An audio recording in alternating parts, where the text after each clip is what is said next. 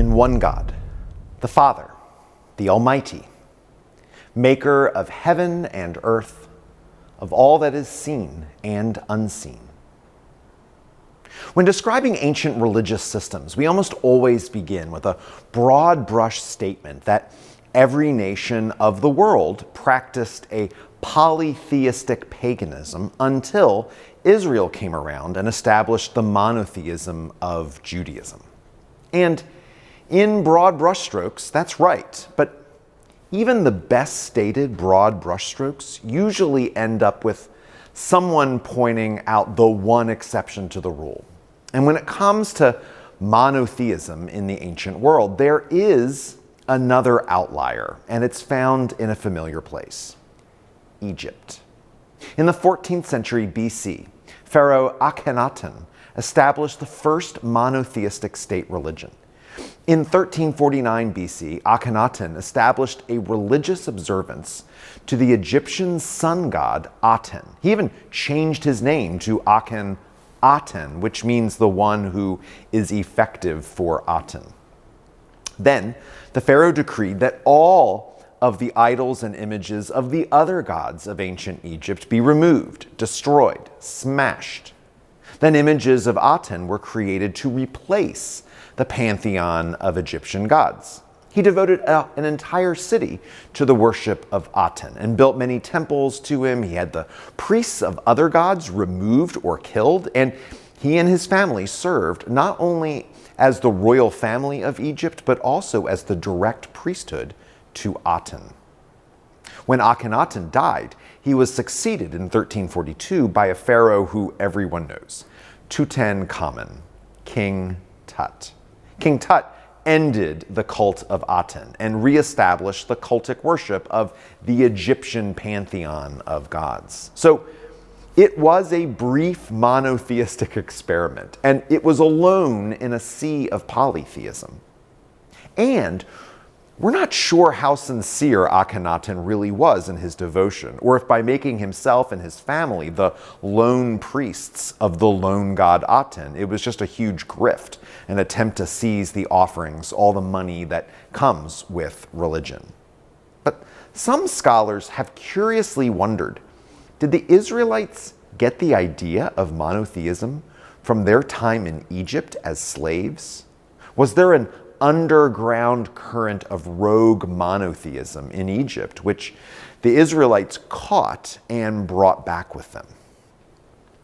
We'll never know, but when the Israelites emerged from the Exodus into their own promised land, their religious leaders expressly taught monotheism.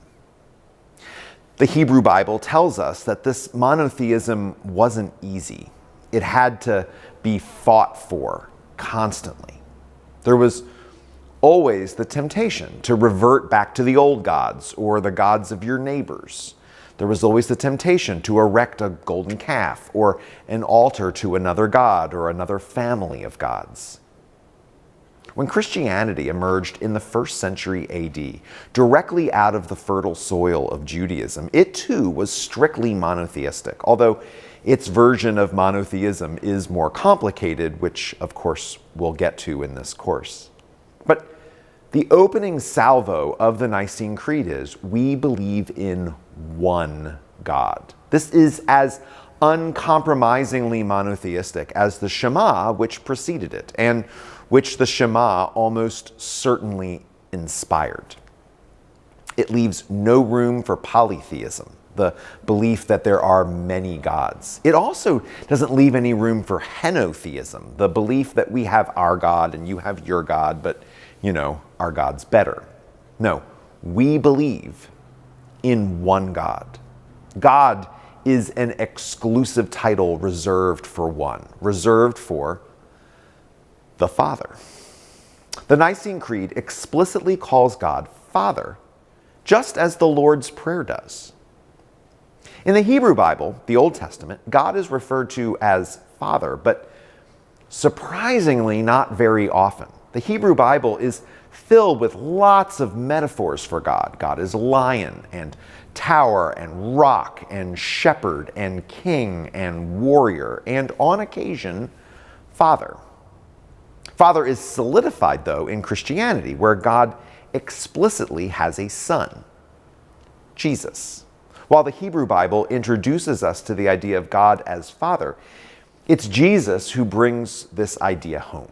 He prayed to his Father, cries out to his Father, and teaches us about the Father. He taught us to pray to our Father.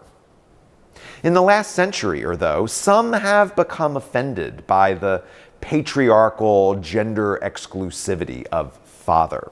This probably has more to do with the church's historic misogyny, which goes back centuries. Had the church treated women with the same reverence as Jesus, who was always willing to partner with or elevate a woman, this might not be an issue today. After Father, we then find the Almighty. I have to say that as many thousands of times that I've recited the Nicene Creed in my life, I never noticed the comma between the Father and the Almighty. We believe in one God, the Father, the Almighty. The Almighty is a separate thought. In Greek, the word is pantocrator. In Latin, it's omnipotens, omnipotent, all-powerful. The understanding of God as all-powerful isn't anything new, and nor should it be shocking in the least. I would say, however, that we shouldn't just shrug our shoulders and move on.